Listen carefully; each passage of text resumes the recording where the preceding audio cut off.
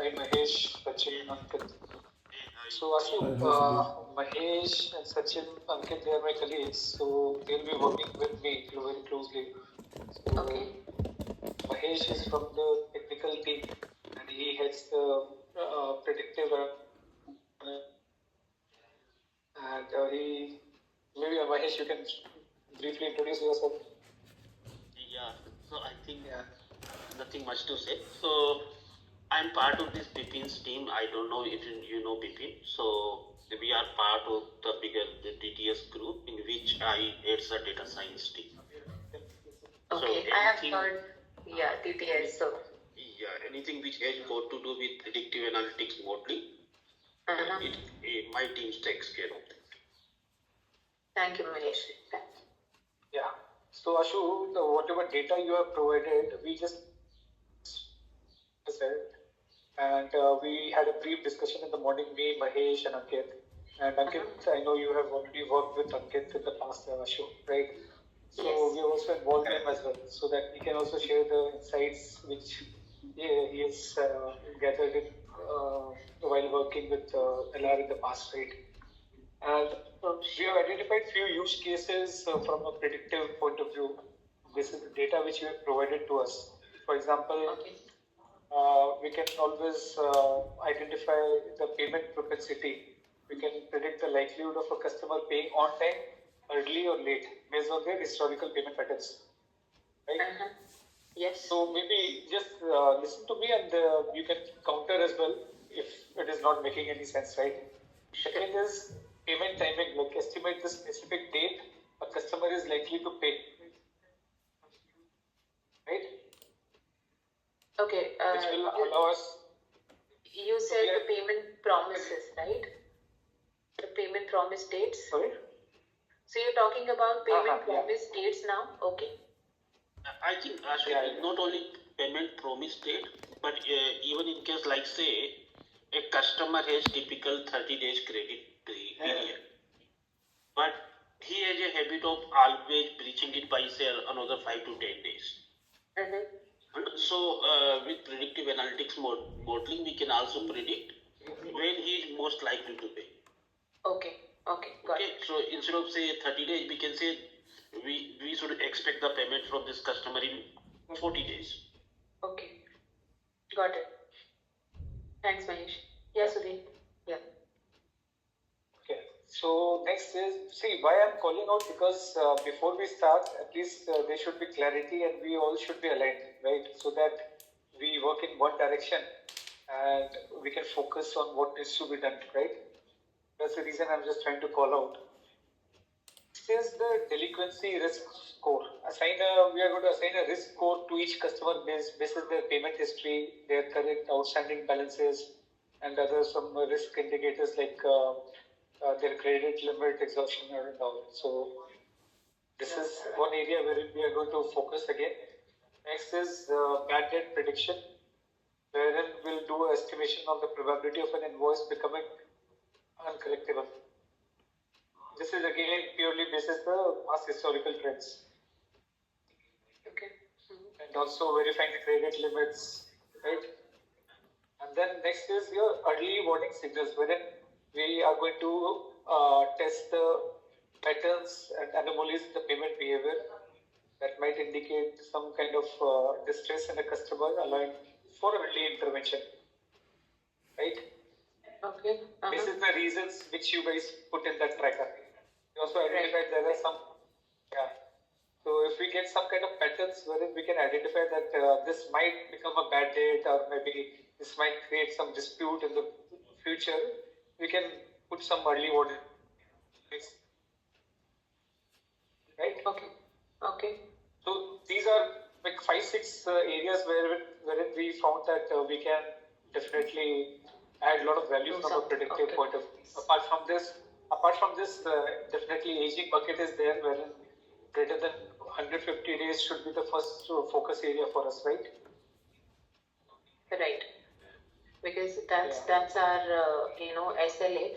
And so there, out of these 5-6 points which you mentioned, just to let you know, when you talk about tagging some coding to the customer, whether good payer, bad payer, or average payer, this kind of solution we have already implemented in our process. So Ankit was the one who helped us doing this, daily task list for our collectors, wherein I think we considered the past 1 year payment data for all the customers who have paid us in last 12 months, and also the open debt was considered, and then we came up with some gold, silver, bronze rating for each customer, and our daily task list already has this segregation which our collectors are using on daily basis to do the prioritization, and they touch the clients or accounts basis the task list, daily task list.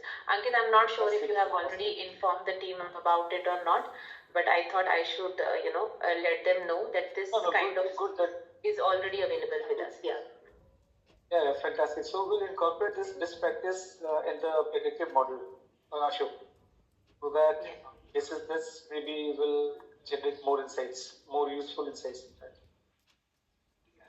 Sure. Okay.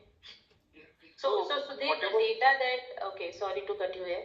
The data I shared with you yesterday for, I think, 6 top clients, and these are the clients which we, or I should say France highlights almost every week, that, they remain the top customers, and something needs to be done for them to collect faster, or, bring them on, track their debt and everything. So you have reviewed that data, right? Or maybe your team has reviewed. The idea is to have a joint review along with you. That's the reason I set up this call, because we had some queries on the data set which were submitted by you. So it would be great if you can maybe walk us through, and wherever we have questions, we'll just quickly ask you. Sure. And there are some missing fields. Maybe if you can add those fields like credit limit, payment dates, and all, would be great, I think. Yeah. So there I will, when we go through those points, I will let you know the challenge around getting that data. Okay. Like you just mentioned credit limit. Yeah. So when we go through that list, I will let you guys know. Sure. And also, in case if I've missed out on any important field which is very critical from a collections point of view, so do let us know, and please feel free to add that. So don't limit yourself. This is the format which I've shared with you. If there are some additional fields which is very important and critical from a analytics perspective, please share that as well.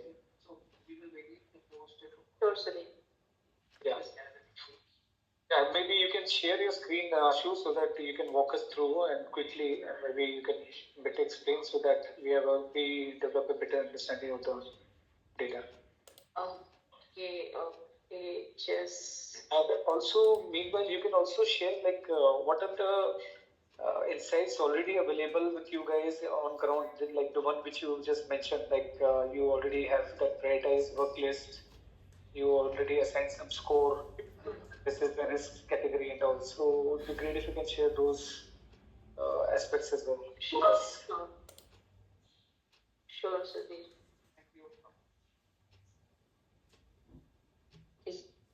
Just give me a second. Sure.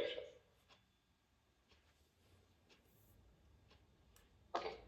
So Sudhir, I think this customer invoice related data, or the customer master data, which you asked, I think these points are mostly available in the first file. Do you want me to open and show you guys, or? Yeah, that would be great. Okay, got it. Okay. Because even Mahesh has gone through his some questions, and maybe we can critically review this again. And also, if there are some calculations basis the fields, you can share that also with us. Sure. So see, if I talk about, okay, I'll have to toggle. Just a second. So I have logged in to my virtual desktop as well. So while switching, I may enter to that, but yeah. So for the customer ID, customer name, these are mentioned in these 2 columns. Okay. This is simple customer ID, but you may see that one customer ID is shared in multiple regions. When I say regions, how you can identify the regions is mainly through these company IDs. So all these initials, like this is for UAE, Greece, Malaysia, Netherlands, Singapore, Turkey. So one customer ID can be shared between multiple regions. And then when I talk about the customer name, we go by three types here, okay, maybe three type of categorization here. This client group is the parent group for, all the customers. And then inside this client group, we have we can have multiple bill tools. And likewise, under these bill tools, we can have multiple customers. Okay, so these customers can be in different regions or of one country, and sometimes if we let me actually show you one example. Okay, let me see here. MISC has, okay, you see this client group is MISC, and inside it we have these many bill tools. So all these customer bill tools belong to this parent group MISC. And if I further open this customer, you will see again multiple customers inside these bill tools. So sometimes there can be one point of contact for this complete client group who will be sharing the payment status with us. But if different countries are involved, if you see this MISC is in Malaysia and Singapore, so we can have multiple customer contacts as well. So do we have this logic written somewhere, Ashok? No.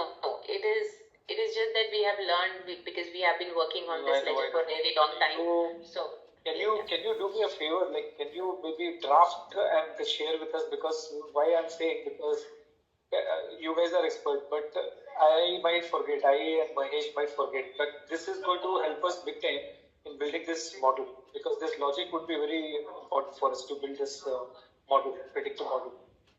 And I can assume that if we want to do some analysis at customer level, then we should look into column E and F, right?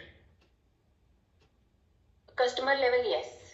You should at E and F, but when the client speaks, if the client wants to know the performance of some customer, he won't be looking at these. He will be looking at the whole group.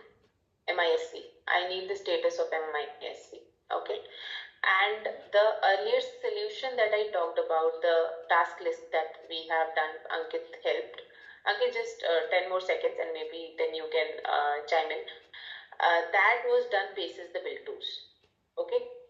I will let you know. Maybe Ankit can explain too why bill tools. Yeah, Ankit, please go.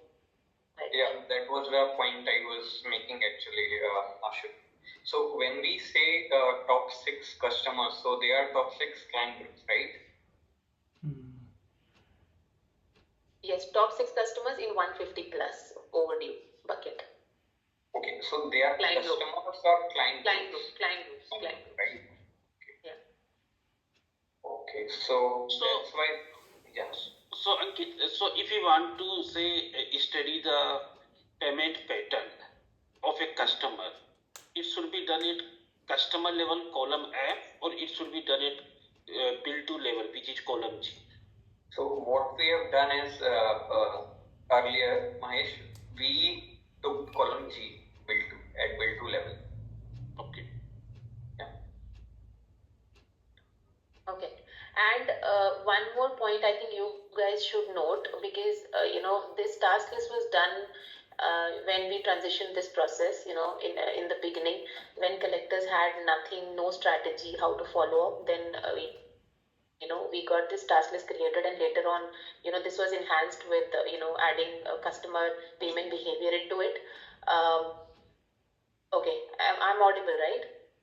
Yes. I heard somebody saying something. Okay. Yeah, but later on, we did the customer rating, the gold, bronze, silver basis the bill to. But now the same client has come up to us telling that they want to see the same customer rating basis the client group. This is a new requirement which we have received from customer. Just for your good to know information, because you guys will be working on the solutions. So just keep this thing in mind. If we're going to do some kind of rating again, basis bill to, if that can be done at client group level as well, it will be good. Okay. Yeah. So actually what we will do is definitely we will, whatever analysis or modeling we are going to do, it will be at a client group level. But since our data says that within client group also there are multiple bill to or multiple customers and their behavior may be different. So maybe one customer tend to delay most of the time while another customer within the same client group is more prompt in making on-time payment. Yes. So for that next level analysis, I was asking which field we need to pick up, whether it should be column F or G. Okay.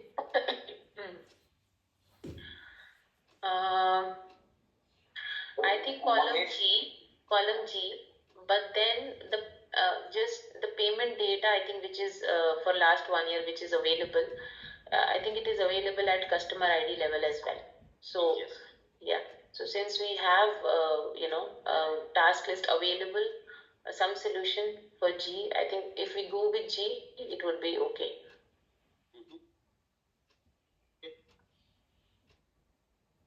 But I think customer is also very important because see, whatever prediction we are going to do, it will be at a customer level also, right? So even column F is also very important, Ashu. It is Sudhir, but the problem is if I okay, I see my collectors calling, interacting with customers on daily basis, so they really don't contact each and every customer. So majority of the ledger, mostly the contact they have for bill tools. Okay, for the full bill to. Yeah, very few customers will be there wherein under one bill to there can be 1 or 2 customers, but those are very less cases. Majority we go by bill tools. Yeah.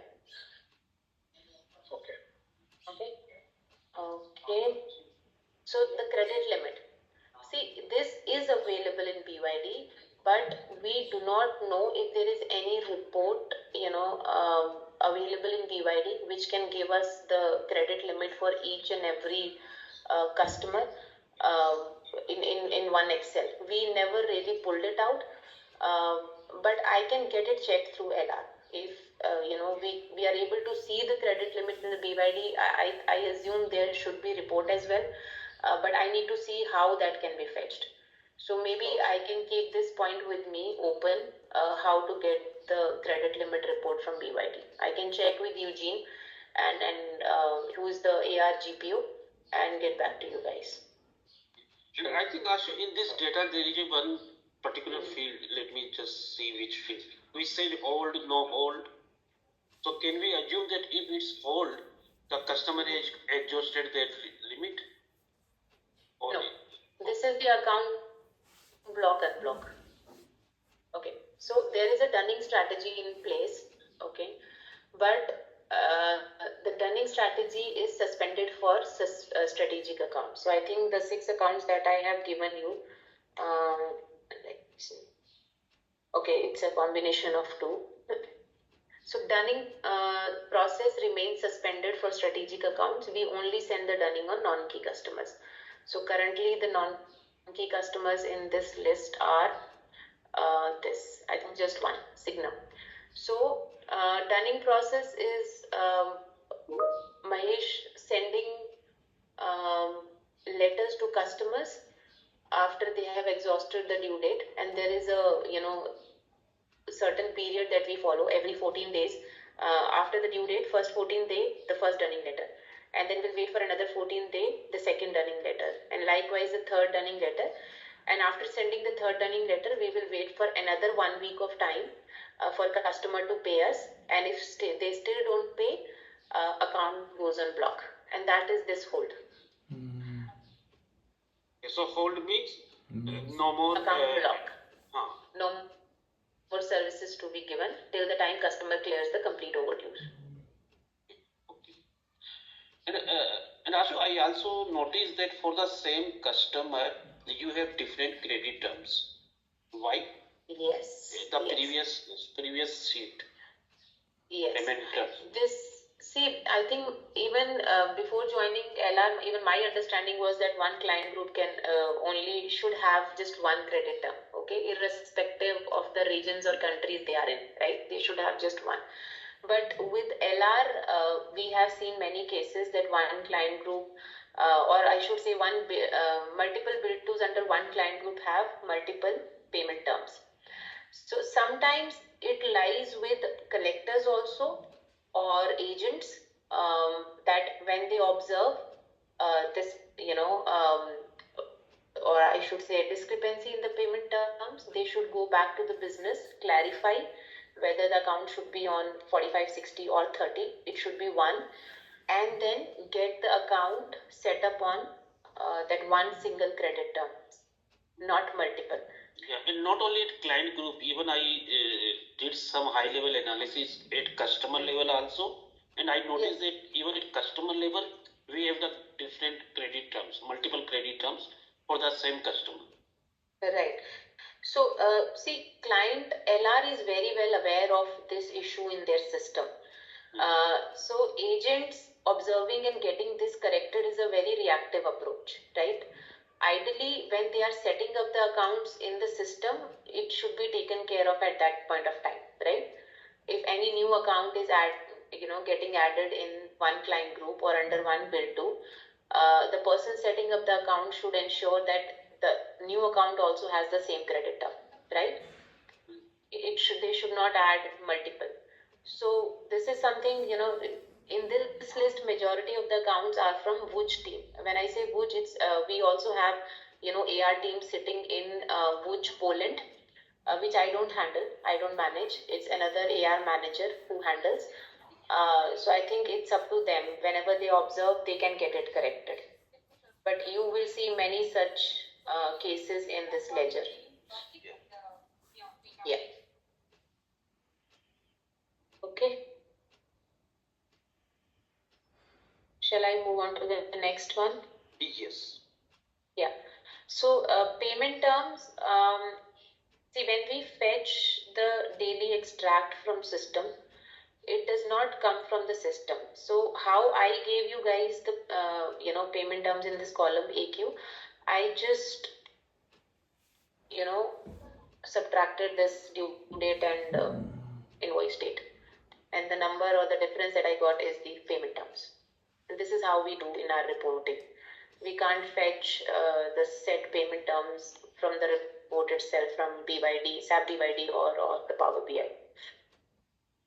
This is how even our collectors look at it. They just look at the invoice date and the due date, and the difference is the payment terms for the customers. Okay. Customer segment, I think they are in marine and offshore and also maritime performance. But I think 98 or 99% of their business is marine and offshore. So I'll just quickly let you know.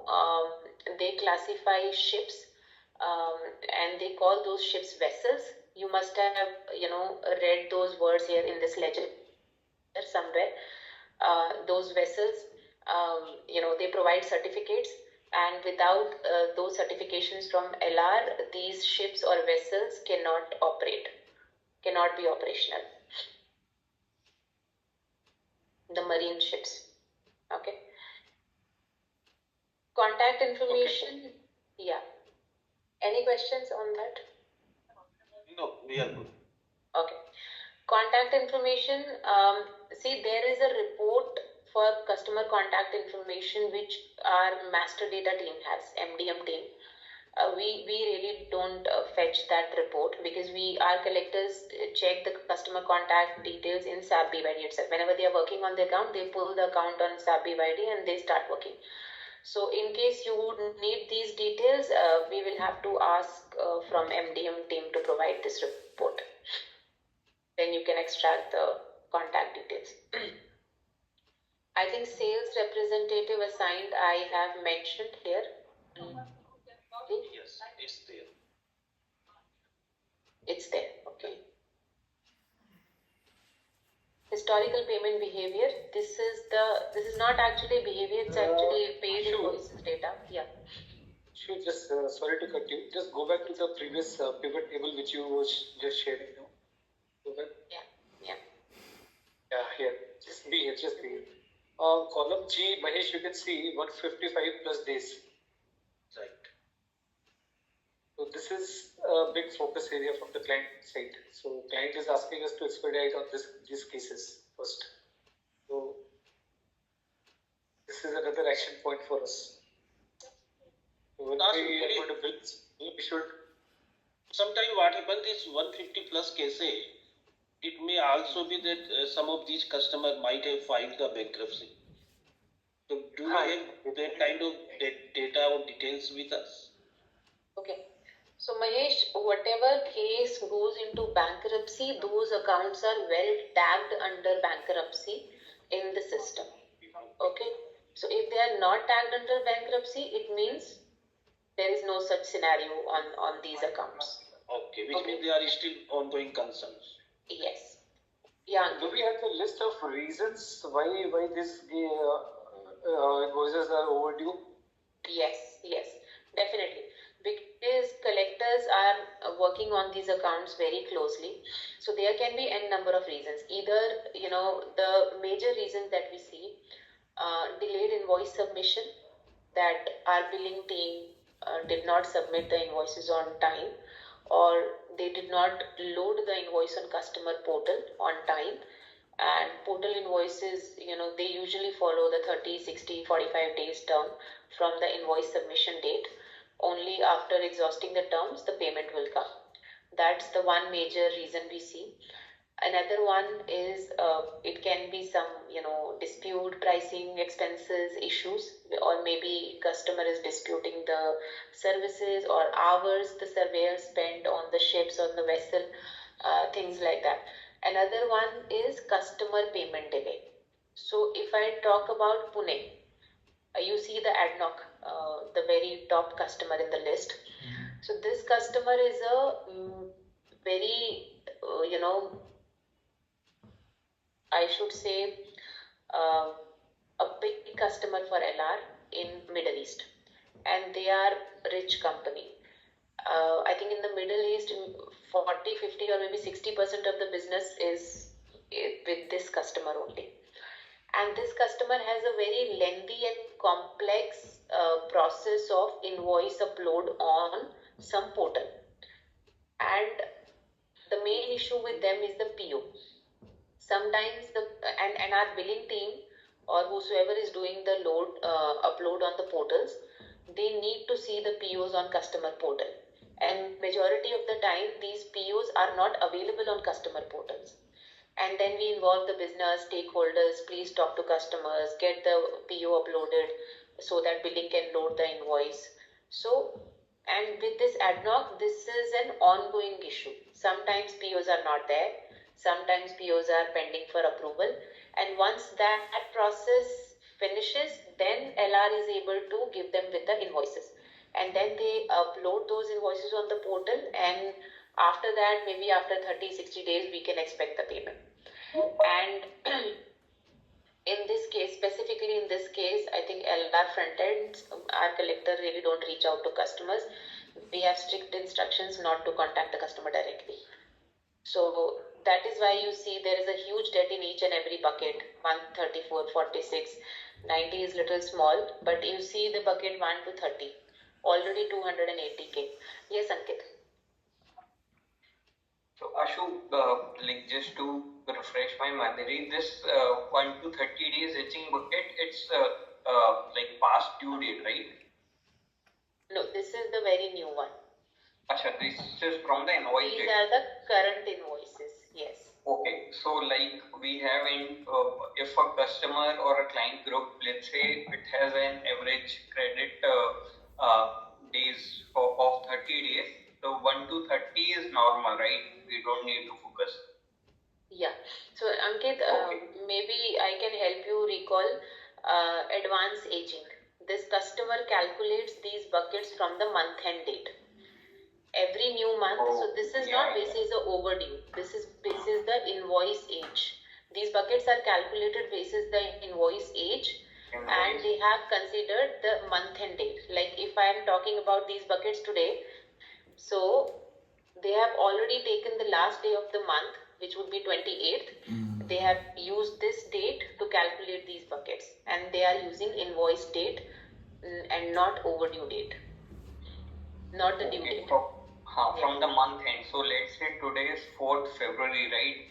So if some customer has an aging bucket, it is 4 days, right? So it does not necessarily mean that the invoice date should be 1st Feb, right? It should be No. it can be 20th Jan as well. Yes, it can be 20th Jan as well. So But anything. okay. Month end, okay. Yeah. Okay. And Ashu, So, if I recall, majority. correct? Sorry. Yeah. Go ahead, Ankit. Yeah, if I recall, there once was a discussion that they were focusing more on 90 plus days aging bucket, right? Correct? Yes. So our SLAs are on 90 plus days age debt and 150 plus days age debt. So our critical, non-critical SLAs are on this. We really don't have SLAs around, these three buckets. But whatever LR tries to do is to control the debt in these three buckets, and to, not to let the debt reach to 150, so that they don't have, bad debt here. They have limits and targets for the bad debt, and they always try to remain below the numbers, the targets. Yeah. So, don't, if you think that 1 to 30 days means 1 to 30 days overdue, no. Everything in this bucket would be current. It is still not due. It just got generated throughout the month. It will be generating. And sometimes you see that, next month when the bucket changes, maybe the invoice which got billed on 15th of Feb or 20th of Feb, even in January it may appear here, but it is still not due. It will be due on 15th of March or 20th of March. It will still be in current status until mid of the month. And invoices only start getting due in this bucket, and then everything here in these 4 buckets is overdue. Yeah. Even in the 31 to 60 days bucket, if the credit days are 60, then also it is not overdue, right? Right. I think those are LR's regular terms are 30 days, Ankit, but few customers have like 45, 60 or 90 as well. And I think couple of customers have 120 as well, but then they are treated differently. They are not, if I talk about, let's say, SCI, not in this list, they have 120 days term. So those invoices will not be due until here, okay, or sometimes even here. But we always try to collect them here, so that, because when they reach here, they will be overdue.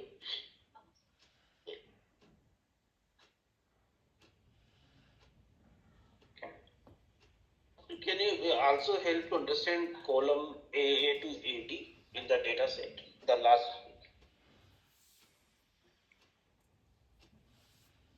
Those 4 columns. Okay.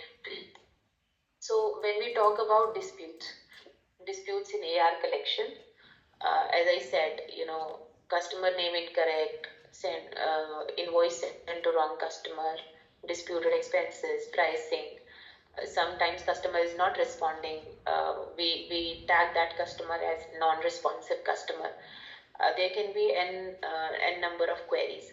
So whenever we see such issues on the invoices, those invoices are tagged under query, non-query. So queries are, I will just select and show you the. Where do we track those reasons which you are just highlighting now? In BYD, in SAP BYD only. So it's not appearing in this Excel table? I think we only have 6 customers here, right? Let me see if I can log in to my. So is it possible for you to fetch that data for us in this Excel sheet also? which will show all the categories and subcategories for the disputes. Yes, subcategories and also the reason as well, which will give us Yeah, we have that. I can share that with you guys.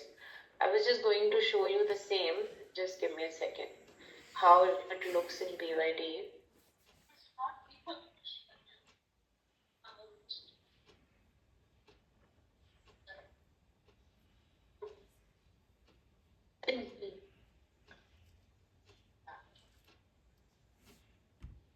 So just one invoice.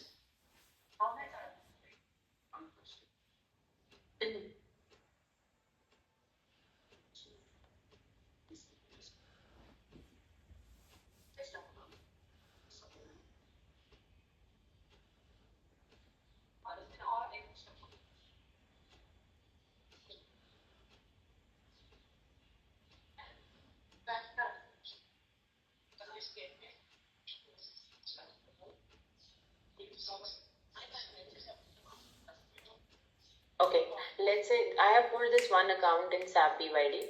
Let's say if our collector gets a query or dispute on this invoice, they'll just select the invoice, go into category. Here we will be able to see the. So these are the categories they usually use depending upon the status of invoice or account, like business escalations. And as I said, if there is a bankruptcy, we tag that under bankruptcy. Broken payment promise, external agency. In progress means we are still chasing customer. We haven't received any status from them. Then legal, promised, and anything which is disputed, that goes under this query. And then this query has different categorization which you can view here. Account information incorrect, dispute, calculations, fees, tax code, duplicate charge, incorrect PO, missing PO, all these, no backups, wrong account billed, service not received. So Sudhir, you were talking about these categories and subcategories, right? Correct.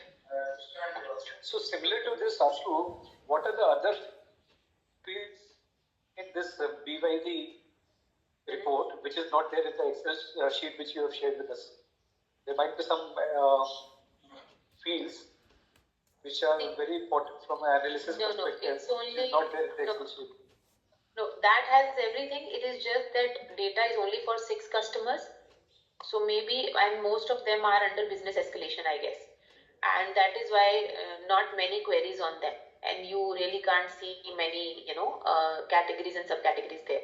So I think major categories those accounts have is the business escalation. So let's say business escalation, so it will only be, these 2 options collectors will have to choose. Usually we choose this one. So, but I will share the whole ledger with you, Sudhir and Mahesh. That will have all the categories and subcategories, tagged by all the collectors against all the accounts. Yeah. So Ashu, disputes are only ZQR category under queries, right? Okay, I didn't get it. Disputes? We want to see disputes only, so we have to select ZQR category, right? Yes, query. Everything which falls under dispute category, we have to choose the subcategories from here under query. So LR really doesn't use this, term dispute. So everything dispute for them is query. And then the further categorization is here, the subcategories. So basically, query means customer raised the dispute, Yes. and non-query means there was no dispute raised by the customer. Yes. He simply delayed the payment. Yes. So in other words, these are all exceptions wherein the payment is yet to be triggered because there are some exceptions, there are some disputes or some missing information because of which the invoices are not getting processed or paid, right? Yes. Got it. Okay. I'll go back to my file and email. And I think for this customer payment behavior, the data is in this paid invoice data file. Customer payment. again, we are using this file to create our daily task list for collectors, and that is why I was able to share this with you. Do you want me to open this as well? Yeah, it's Okay. So this is the same report as the payment stats. Yes, data, right? Ankit, we are still doing that daily task list and the quarterly refresh of the customer rating. Remember? Oh, it's quarterly only. Like Eugene was saying, it should be monthly, right? No, but that was related to his another requirement. Remember? No. We were not able to work on it, so we did not change the frequency of it. Yeah, we are still doing it on quarterly basis. Once Yeah. It's too much work, yeah, doing manually. So I asked him we will continue with the Correct. 3 months. Yeah. Okay. So I think Ankit has seen this report more than I had. So I think he knows more about this report. I got to know from Ankit only that this report existed. So any questions you have, you can ask. So if we assume that this is the exhaustive list of all the invoices which were paid by these customers in last 6 months, or Yes. it's just a sample data? No, it's a exhaustive list. This has everything for last 6 months. Yeah, which got paid and cleared in SAP BYD. Yeah. In the previous file, there is one column AD which said in progress. Can you explain what that column means? Column in, I think it usually has the query subcategories. Let me go to that. It's here, right? This one. Yeah, this is the high level status which we are tagging to the accounts. As I said, if it's a business escalation, No, you remove the filter. There is a filter in column. Okay. Because there are more values in this.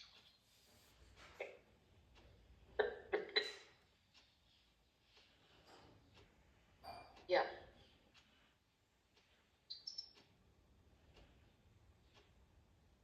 Business escalation.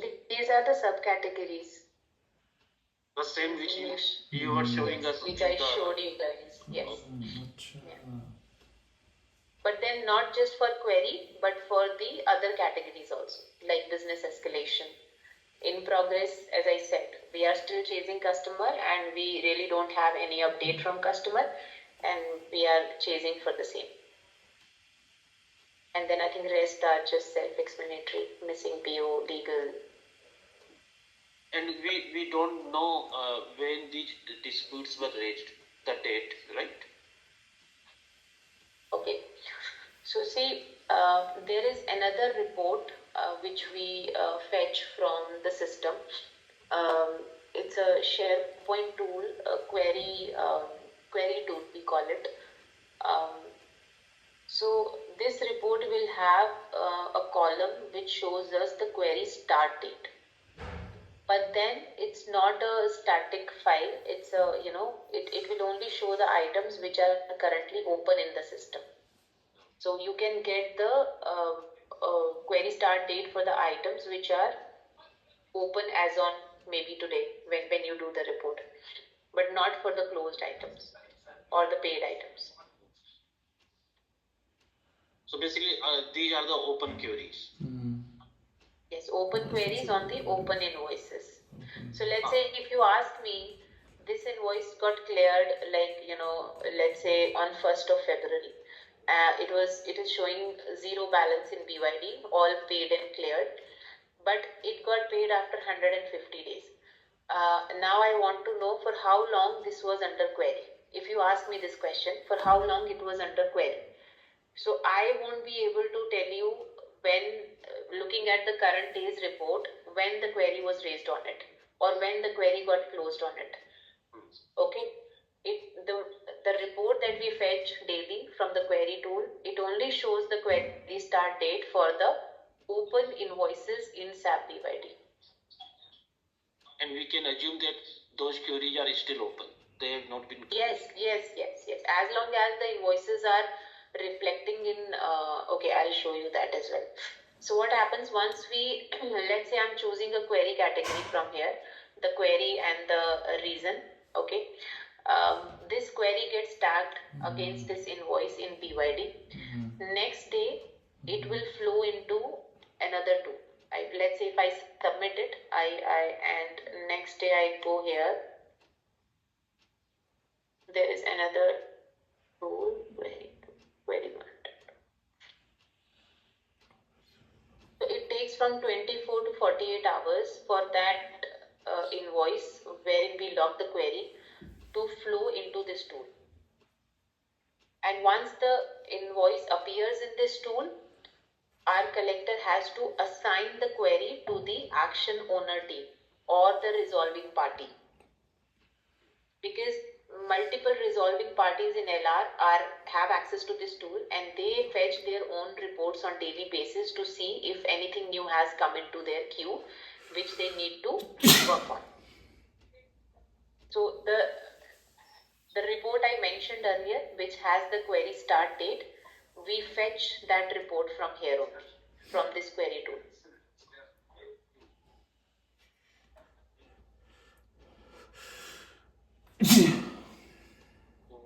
So see, in the file, okay, there are only 22 queries. Okay.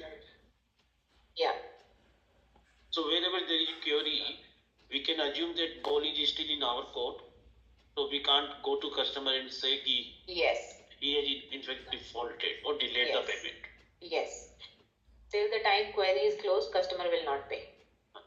We have to resolve the query first, only then payment will come. So is it possible that some of the data which is listed in this file, maybe at some point of time there was a open query and now it has been converted into a non-query because there is no open query? Yes, that can be the case too. But we won't know about that, looking into this data. If I want, either I will read the collector's notes in BYD, and this file also has the notes. But if any collector is maintaining the history, reading the notes, you will get to know when the query was open, when it got closed. But if collector missed adding that note, you won't get to know.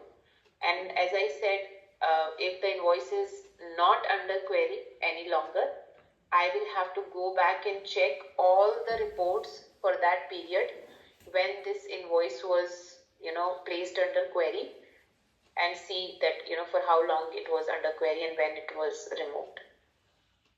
So it's a lot of manual work to actually get that information.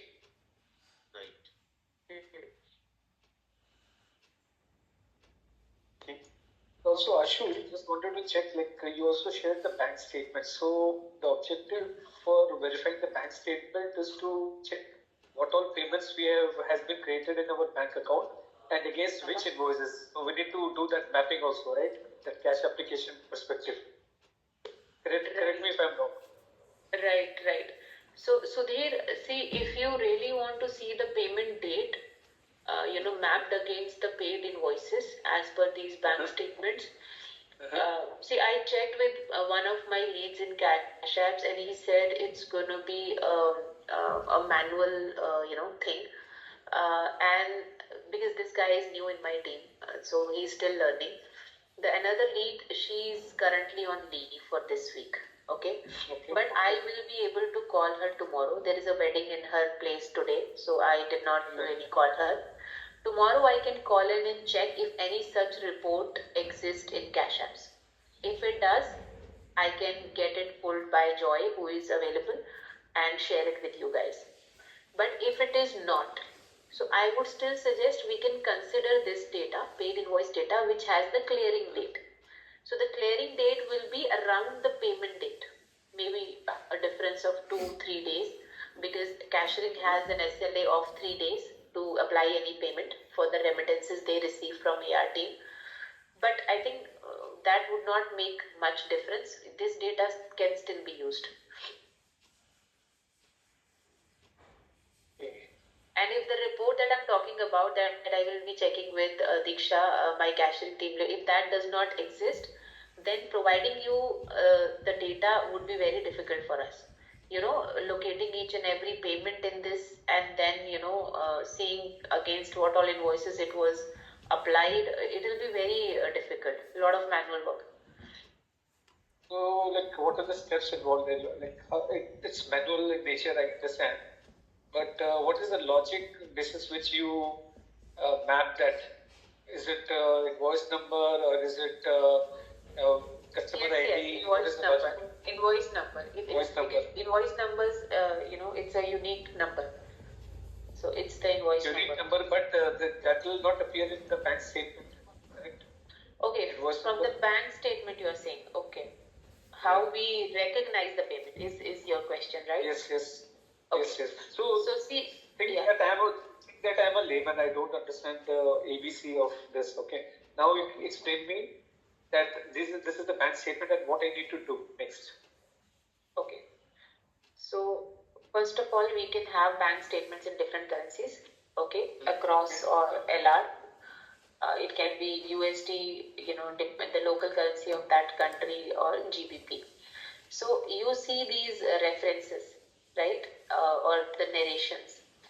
So when we see these payments, sometimes the customer's name is clearly mentioned in these narrations, okay? Or sometimes the invoice numbers are mentioned in these narrations. If customer has paid like 2, 3, 4 invoices, they will directly mention the invoice numbers there. And then it's easy for our cashier to pick up, and they will just apply that. Yeah, they will pull those 3 invoices in BYD, and if the amount of all 3 of them is what they see in the payment in the bank, they will quickly apply. But if there is any discrepancy, the amount is less or more, then they would need AR confirmation, matlab collection team's confirmation, how they should proceed with the application. So this is the place where they usually see the customer's name, and they get to know that this customer has made this payment, and sometimes the invoice numbers, sometimes the vessel numbers, sometimes the, as I said, the customer reference. So that can be any number. Yeah. And then it's AR people, the collectors, who know if this customer pays, they mention this vessel number every time in the narration. So the moment he looks at the number, he knows this payment has come from so and so customer. So suppose if I receive this bank statement, with which file which you have provided to us, we should match this information. Is it the open file? Open file, definitely. No, not open. Open invoices are not paid yet, right? So these statements are for past 6 months, right? And maybe majority of them are already closed. Some can be open, and those invoices maybe they are also open in the system, but the chances are very less. Majority caches are quite up to date on their daily postings. So okay. Yeah. So if you want to tag, like let's say this payment came on, so and so date in 28th August for this much of amount. So if you want to see that against what all invoices this payment was applied to, so you would need that report from cashiering team. I don't have that data, available with me handy. In collections, we don't have that data. Yeah. Okay. Who is the SPOC for this? Because see, just having a bank statement with us will not solve the purpose, because we would need that report as well. Otherwise, this bank statement will not solve the purpose. So with this, you only want to see, Sudhir, that how late the payment came in, or if the payment came on time, right? No, yeah, that's correct. That's correct. Yeah, Ankit, you want to say something? Yeah, Ankit. So, Ashu, for cash applications, we implemented a solution. You remember that IIDP tool, OCR, yes, which extracted all these line items from these PDFs into a notepad? OCR? Or IIDP solution. It has got a inbuilt. But IIDP converts bank statements into MT 940 format, Ankit. Correct. So, notepad format, right? Yes. So it is more readable, Sudhir, but still we don't get this data into Excel format. Yeah. That's okay. We'll see. We'll figure out, because we have that internal expertise who can help us to get the data set in the required format. We can explore that. And if I remember, that was implemented only right? Like for SAMIA region, and it was not done. I think. So Ankit, it was done for Europe in the Ah, beginning, and then that solution was extended to SAMIA and Americas. Yeah. Okay, I remember it. Okay. Yeah.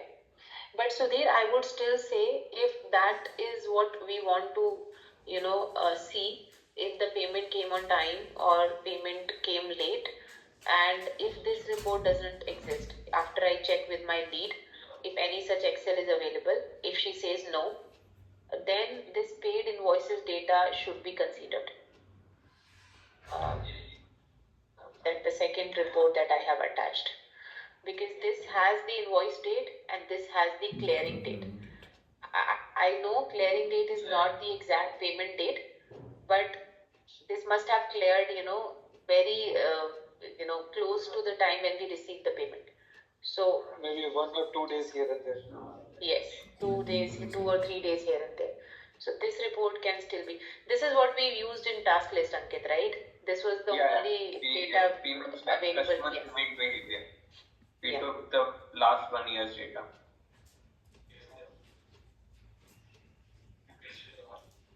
And Ashu, if you may go to that OpenAI file.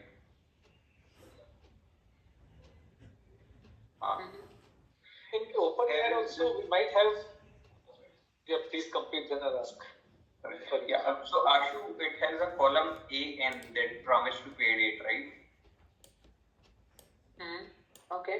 Yes. So, like for all invoices, we do not get promise to pay date. Like this is a date of almost close to 730 invoices, and we have promise to date for only three invoices. So, like. Okay.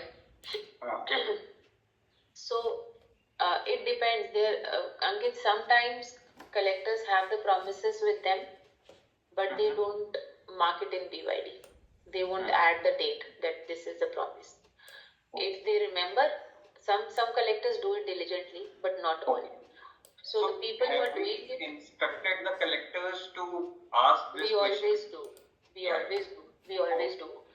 And they do get the date. Sometimes, in LR, I have seen this trend. If we go to customer and we ask, we need a firm payment release date from your end, 80-90% of the customers will never give you that date. They will tell, we will pay next week, we will pay in the following week, or maybe we will pay before end of the month. They will never mention any dates. Okay. In some cases, you will see the date is tagged. The promise date is the portal cases. Portal is, as I said, if you load the invoice today and if the customer has 30 days term, the invoice will get paid in 30 days of time. So that goes, there is no doubt that the invoice, if invoice is well accepted in the portal, successfully loaded, invoice will pay within the terms. So that's a short payment promise for my people.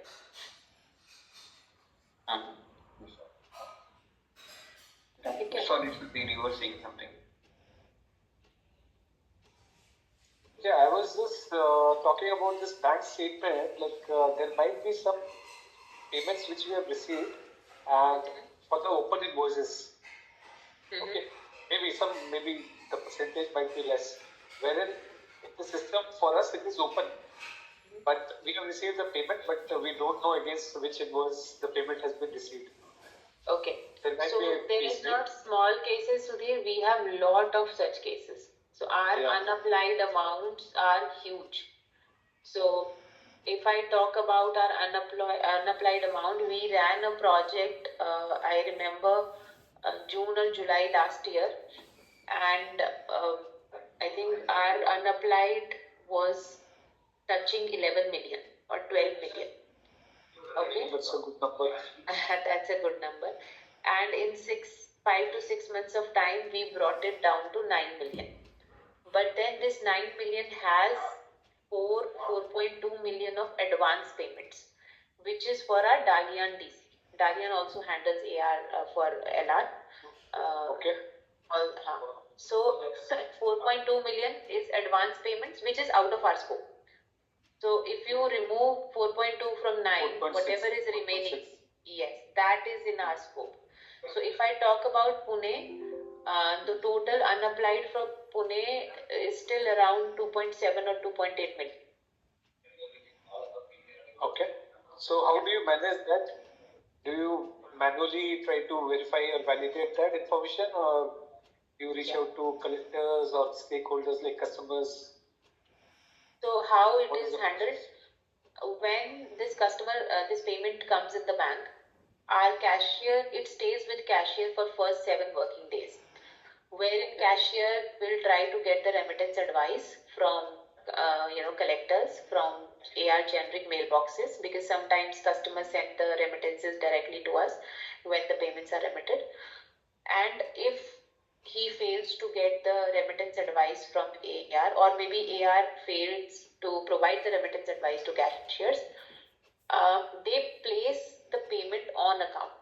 In the cases where they have identified the customer, they know who has sent the payment, but they don't know the list of invoices the payment needs to be applied on. Okay, so they will place the payment on account.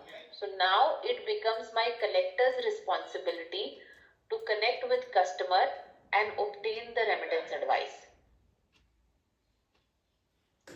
So collector will call the customer, collector will email the customer telling that you have made so and so amount payment, remittance is not sent to us, please share the remittance advice, and once they get it, they forward it to cashier team and cashiering team applies.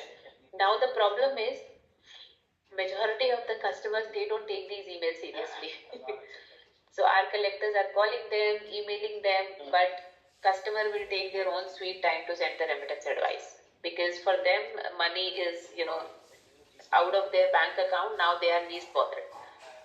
So that is why our unapplied is huge, and the major contribution in our unapplied is for the older items as well, back from 2017, even before when we transitioned this process. So when we contact the customers does not even identify that money, whether they ever paid. Yeah. So there are certain, so many scenarios in that. So we can break that down and see. We have the segregation available with us.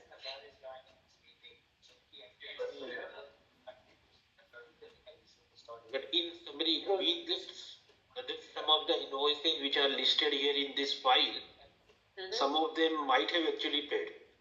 Yes, that could be the correct scenario. Yes. But Mahesh, just to let you know, for the top customers like these 6, our collectors have to be very, very proactive in terms of checking the bank statements and each and every payment placed on account. Connect with the customer to get the remittance. Keep stakeholders involved. If any support is required from sales, accounts managers, and everything. So there are very less chances that such cases are there, and even if it is there, then the whole world is informed about it, that we have like 100k payment lying on account for ADNOC, and we are facing challenge in getting remittance from the customer. So LR is made well aware of such cases on time, so that they can help us get the remittance advice. For the smaller accounts, smaller cases, yes, I can say you are right. There can be a number of invoices which are already paid, payment is lying with us, and the invoices are still showing up. Yeah. Because the efforts my team is putting on those small accounts is not much, or less than what we put in on the top accounts. In such cases, Ashu, how do you map this payment against the invoices? Because suppose in case if you don't have the invoice number mentioned for the respective customer, so what are the additional fields you look out for in order to match that or map it? It's just the customer name, Sudhir. We Just the know sometimes customer goes by different names also. As I said, the client name will appear different, bill to can be different, customer name can be different, right? The 3 names that I showed you in the beginning. So our collectors, whenever they see the payment, they see some name, they go into this ledger, they try to search in BYD if any such customer exists with this name, and if they are able to find it, they give that account number to cashier, place this payment on account while we work with the customer to get the remittance advice. And अरे मेरा मैं meeting our में मैंने cashier phone team रखा or था, मुझे पता collectors he are नहीं। unable to identify the customer. Sometimes there is nothing in narrations, nothing तुम in ऐसा करो ना, customer तुम घर पे ले reference, जाओ। it's just amount, just payment. हाँ, No तुम घर पे चले reference जाओ, मैं number, तुमको no वैसे invoice लेने आ number, no vessel name. मुझे So कुछ नहीं बताना। in those cases we call them unidentified payment. Those are not unapplied. Unapplied is मामी where के जा we रही have थी। identified the customer. हाँ तुम Unidentified where we हाँ don't तो तुम even वहीं know चले जाओ, who the वहाँ से तुम customer जहाँ is. जाना है, मामा क्या So रह रही है, those घर चली। cases stay with हाँ cashier तो घर चले team, जाओ, मैं घर आ जाऊंगा। wherein AR supports them by contacting certain stakeholders हाँ मैं like the तुमको कॉल करूँगा, SDS मीटिंग team, होते हुए show कॉल them करूँगा in वो। some reference number which they are able to recognize. If they recognize some, bank numbers, the IBN, if anybody can help getting recognizing the customer. If they do, well, we apply the payment.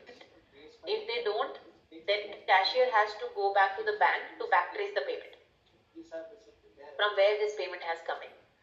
If the bank succeeds, yes, we are able to apply the payment. If bank says no, I can't get this information to you, then it stays, and then I think finally it goes to group treasury, and then LR takes some अरे उसका decision to number तो write save off कर the लेते हैं account. यार, Even the customers are not identified, right? और उसका number तो सेव Yes, नहीं कर रखा है customers क्या? are not identified.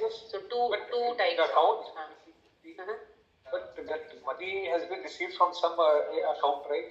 So Yes. I'm just need to understand the logic here. My account gets credited, say, from Unilever account.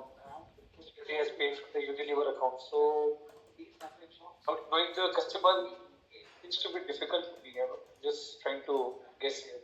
Some guesswork. Yeah. So Sudhir, or Mahesh, as I said, even if a single name appears in the description or the narration of that payment, we try our best to get the customer name and apply that payment. But unidentified cases where we don't know anything, not even a single name of who has made this payment. It's just the date and the amount. That's it. Okay. No other reference. Okay, fine. And how will we know about all these cases, like from the bank statement itself or from the cash application scheme we will come to know? For the unapplied, we have report available with us. So we can fetch it on daily basis from the system. Unapplied, again, the payments which are placed on customers' accounts. Unidentified report is available with cashiering team. They can provide. But we can't do anything because if No, there is a we way can't. to link, it won't be unapplied. Yes. Okay. Unapplied, you said that this is, sorry, 1 second. Unidentified, you said it is available with cashiering team, right? Yeah, unidentified report is available number तो with save कर cashiering लेते team. हैं। And how about unapplied cash? This is It is with AR team, AR collections team. We can provide. Mummy का क्या बोल रहा था? Mummy की कॉल मेरे में फोन में आ रही थी, मम्मी को कॉल करो। okay. That's it. कॉल करनी होगी क्या करिए? Okay.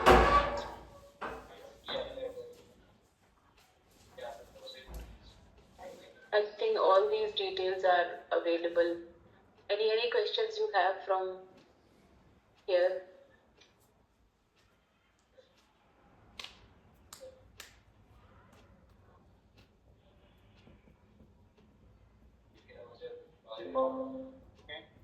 No, I think we are good. Not as of now. Yeah. Okay. I think if we have any further queries, maybe I'll just connect with you and set up some short call with you tomorrow, Shu. So would humbly request you to give some time. Sure. Further queries. I think we can connect at the same Meanwhile, time. maybe Uh-huh. sure, I'll set up some time. Meanwhile, it would be great if you can provide this unapplied cash that AR collections. Yeah, I will The forward. files is being right. I will forward that. We pulled it on 30th of January.